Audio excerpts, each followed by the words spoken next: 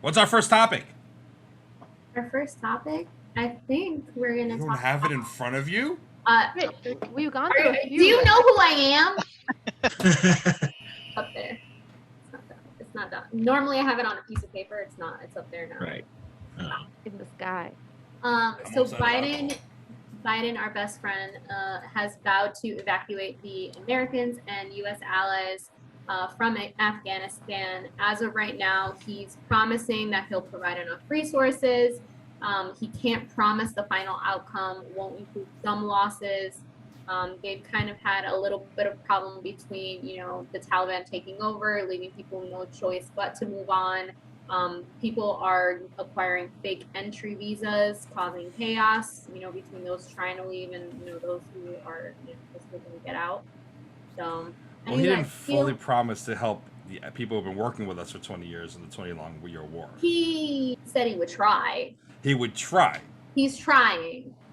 I said he can't promise, not that he he can't. I thought you said he did promise. Sorry, my bad. not promise. Yeah, which is like...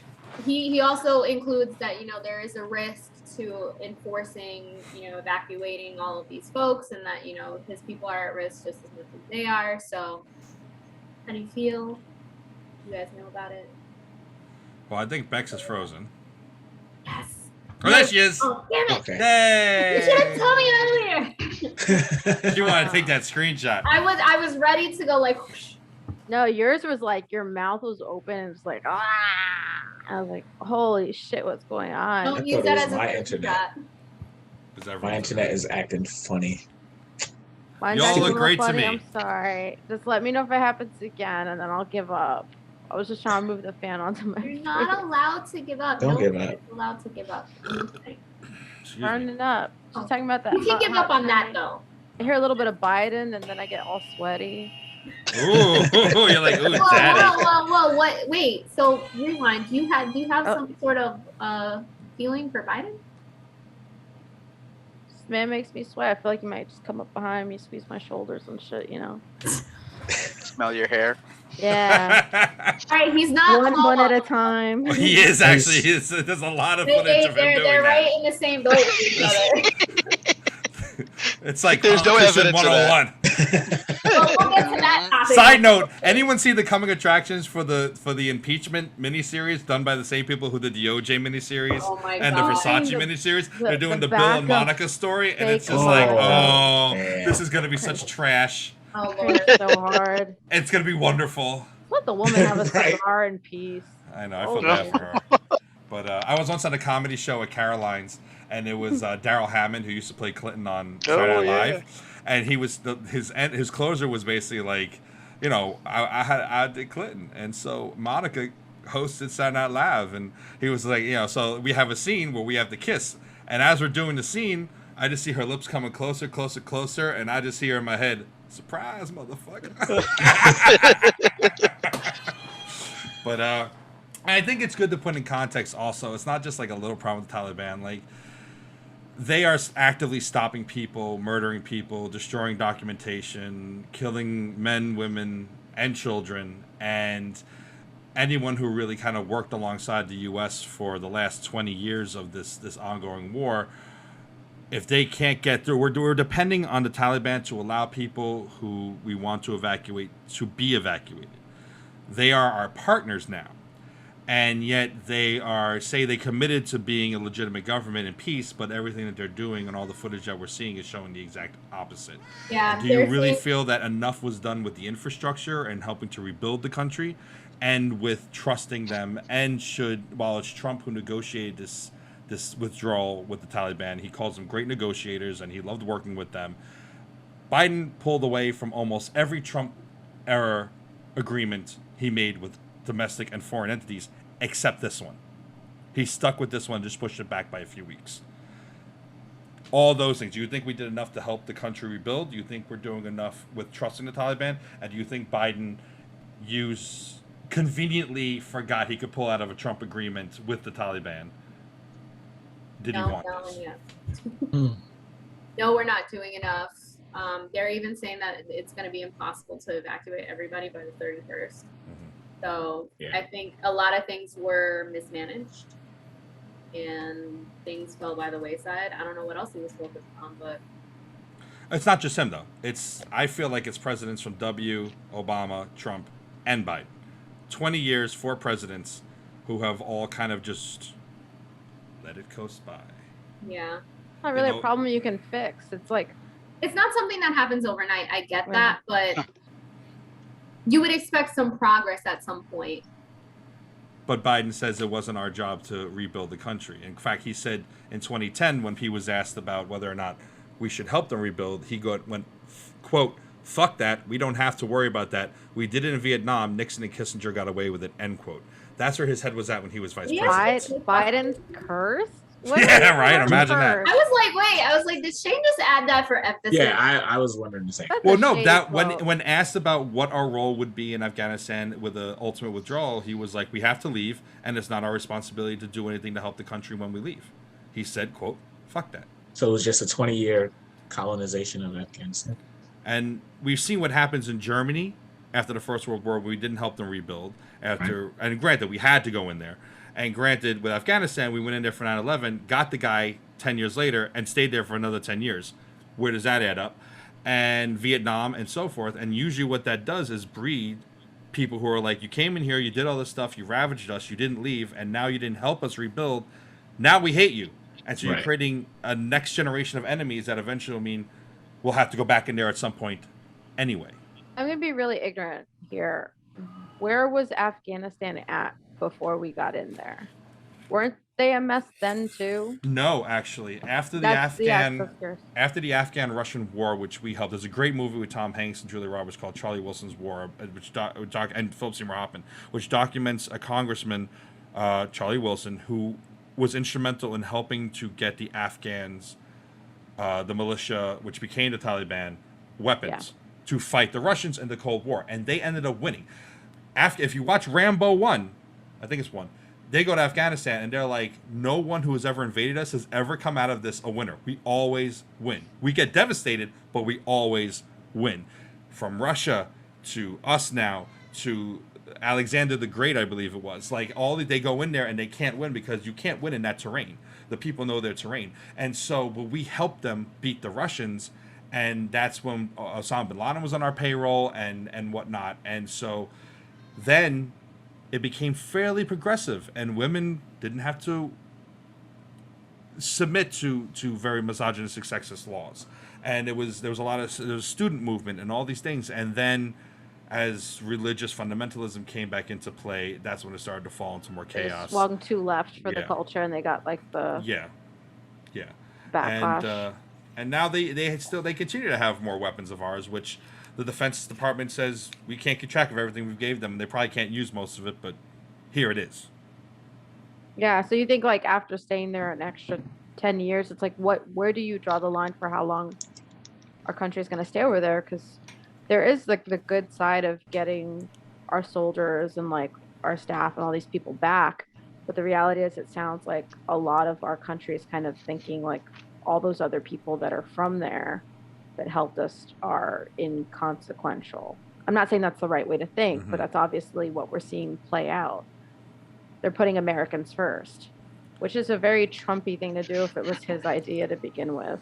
It's an American thing to do, though. We've always done that everywhere we go. I just feel like if you can put billions of dollars into giving them extra weapons that they can't use or that's falling into the Taliban's hands, you could put that money and devote it towards resources of infrastructure, rebuilding, and really education. The current generation of adults there are not going to be swayed no matter how much you educate them with like equity and this and the other thing. But if you can slowly build an infrastructure and actually turn it over to people who can actually manage it, a real government that the people have to decide, but we can't decide, but we can work with them to try to get it in order, which we didn't do. You put the money from the weapons into that, even a quarter of the money from the weapons into that. They still have enough weapons to defend themselves, and you have a better infrastructure. And then we don't have to go back and worry about more American men and women dying or getting injured who then come home and the government doesn't take care of anyway. Yeah. Ultimately, though, it's like how much time does that take? Because like after 10 years of being there, and like there are programs and stuff where people are getting educated and taught like different skill sets. Like I've seen the ones like women get to like learn skill sets and different values for themselves and all that. But it's like, how much time does it ultimately take? How much money? it's just like it just always seems like these are sort of situations that we should have never gone there to Yep. begin with. And once you've already crossed that line, everything you do after, you're never gonna fix it. Balls, you're very centrist. You always have me chirping on the left in your ear, and you have other people in your life chirp very much on the right. You I remember you voted for someone because they had Mitt Romney. no, a woman vice presidential candidate, and you were like very progressive about that. But like, you're a pretty centrist guy. So what's your take on this? It's funny because I was gonna ask you what the next move was after what you were saying, but I hear what Biden is saying, where President Biden's like, we need to get out of there because he feels that, yes, we wasted all that time. He needs us to pull out. I kind of agree. At some point, you got to let your children play and, live their own lives. We can't sit there and babysit them for the rest of eternity. I totally agree. Just as you raise children, you kind of hope that you instill good qualities in them, and then, you let them go and hope that they can make good choices. We hoped that we put people in power that could make good choices and run the country the way it needed to be run. But apparently, either they said one thing or they didn't care, or clearly they're not doing what they said they were, or there's just no control whatsoever. Because if they're murdering all these people, and especially murdering the people that helped you, if we run into a situation like this again somewhere else, they're not inclined they're not going to want to help us as a country, because they're going to be like, no, those guys got murdered the second you left, and you left us holding the ball. So I'd hate to say it, but I don't want to keep it for another 20 years, but you kind of have to stop. You can't sit there and smack their hand. This isn't something like, shame on you for murdering all those people. Cut that out. You kind of got to. You don't got. I don't know if you got to go back in there or not, but you got to stop that, because, like I said, it's just gonna. You're murdering all these people that. Just the fact that there's simple lives that are being murdered, we don't want, but also the fact that no one's ever going to want to help you ever again. I mean, I feel like America does bank on that, because it's almost like, what choice do they have? The choice is like the power that might help you a little bit, like America, and then the Taliban or Al Qaeda. In the '91 Gulf War, W's father, H.W. Bush, said to the Iraqi people, "Rise up, get Saddam, and we will have your back." And then he pulled out. And that's what Three Kings, the movie with George Clooney, Ice Cube, and Marky Mark, is about how they just left the people to get killed and slaughtered by Saddam. And yet, Afghanistan, 10 years later, again. Well, none of these people are going to be able to watch those American movies to learn that we suck. Fair enough. They don't know that history is repeating itself. At least we're like whipping ourselves in the back for it, but their culture doesn't even do that sort of stuff. It's all like, we're great. Was the Tom Hanks movie or something? Charlie Wilson's Castaway. Yeah. Oh, that. Yeah. I'm like, okay. Darius, what, you have anything on the topic? I'm kind of in line with Balls, but I guess my one caveat to that, though, or my one point, did we do enough while we were there to help them set up, a stable government, to make sure that they could defend themselves? We were ready to pull out. I don't think that we did. Probably not. No. We sat there and we occupied them for 20 years.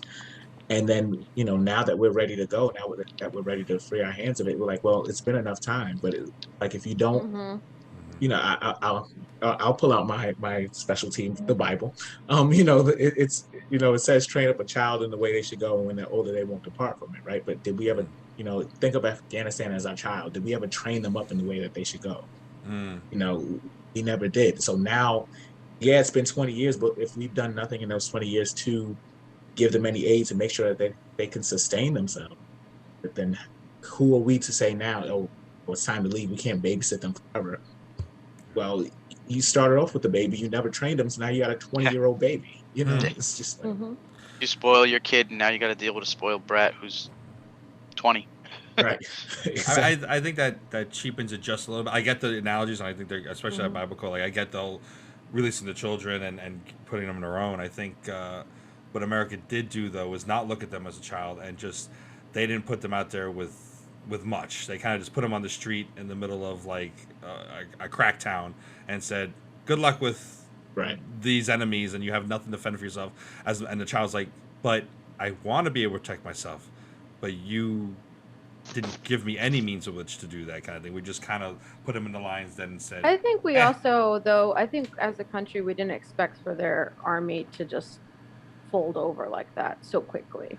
I think that it's like the reality is if we had to deal with something like the Taliban, they're badass and scary as fuck. Like maybe we're just underestimating how terrifying the enemy is there. And also like the cultural aspect of like, you know, America's kind of the devil and there's like sex, drugs, and rock and roll. And like no matter how much they might kind of like us, it's like culturally we're still like so taboo that they can't really like disagree with all the Taliban's well, I think overlapping bits.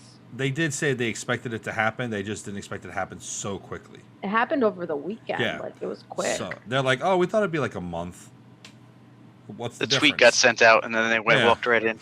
Yeah, it's like I don't know. But it's like the story that we were hearing wasn't that their army like tried to fight and kicked ass and got their asses whooped. It's like stories we're hearing is that they just dropped their guns and gave up right away. They're Am I overwhelmed. crazy? No, you're not, because they're not properly trained by us. After 20 years of training, they're not properly trained. 20 years of being given helicopters that they can't operate, machine guns they can't get ammunition for, tanks that are falling into the hands of the Taliban. They're not trained to combat this. And without our troops who are trained to do it, they will go back to their homes because it's either that or it's either possibly get killed by fighting them and likely get killed. It's get killed by fighting them or maybe escape by going home. And it's hard when you have a family and people. It sounds like we emasculated this country, and so what we left them with was like the emasculated bit to protect them, and then the Taliban's actually passionate about what they're doing, and so it's like you can't really fight that. You can fight that. There is a level of training. I mean, they can't fight that. Well, yeah, there is a Until they, level like- of training that needs to happen, and I wonder what fell through the cracks and what didn't translate well enough that they weren't able to pick up whatever training was given to them. The I'm question imagining our is, how much country was didn't want to provided? teach them how to be like well-oiled fighting machines. The while key they're word. there. The keyword oil. There's no resource. There's very little resources we need from there, and so we don't have a vested interest in making sure that country thrives and plays ball with us. Yeah. But wouldn't we fall back into the same situation we had in the past, like you said? So we gave these, we militarized the Taliban to beat, Russia, and now Yeah. What if they became? they've learned enough that they can, fight really well. So now, if too. we teach these people and then they rise up, and that, I mean, I don't know. So then I don't know if that's what they were thinking. That's the that infinity is definitely cycle. a question. So then it's like, do we not train them enough so that they can't rise against us and they still kind of need us? That makes more sense than fully training them and teaching them how to do things on their own, and then them. But does it? thinking. Because then the Taliban takes over, rapes little girls, kills women, kills men, and then the people who do live under their boot then rise up and say, "Let's be worse than the Taliban. Let's be the next Al Qaeda," and go against America because they left us under this 'cause they dictator. left us here to die. It's there's no right answer. We're not going to solve It's this a right here. catch-22. Yeah. And granted, we're having this conversation, and not that I don't think people in government are having this conversation, but these are people who this is their expertise, this is their pay grade, and after 20 years, they either didn't have the intelligence or the wherewithal or the will to really figure this out. And I do believe education is a good key towards helping people advance in this world. And it takes generations, and we've been there for a generation. And maybe they could have been a little further along if they tried to start changing the minds and educating the younger generation, people who were 5 when 9/11 happened, who are now 25 and on the verge of being the next leaders. We had the time. Did we have the will? I don't know. I think we probably needed more time for that then, because I'm sure those are the people that are getting picked off right now that are very Americanized, and they're fucked. Yeah. Yeah, it's hard. It's hard.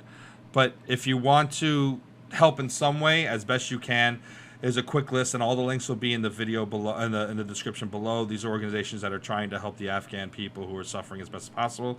UNICEF, Save the Children, Women for Afghan Women, Committee to Protect Journalists, Global Giving Foundation, International Media Corps, International Rescue Committee, Women for Women International, World Food Program USA, Church World Services, or CWS, Lutheran Immigration and Refugee Service, or LIRS, Mercy Corps, Miles for, the number, Migrants, No One Left Behind, World Vision, YMCA of Greater Houston, International Refugee Assistance Program, and Afghan Journalist Safety Committee. Those are just a few, as a laundry list of places you can donate to or whatnot, and I'll have those in the description. And whatever the answer is, which we don't have, I know our hearts go out to the people who are suffering and who are living in fear right now.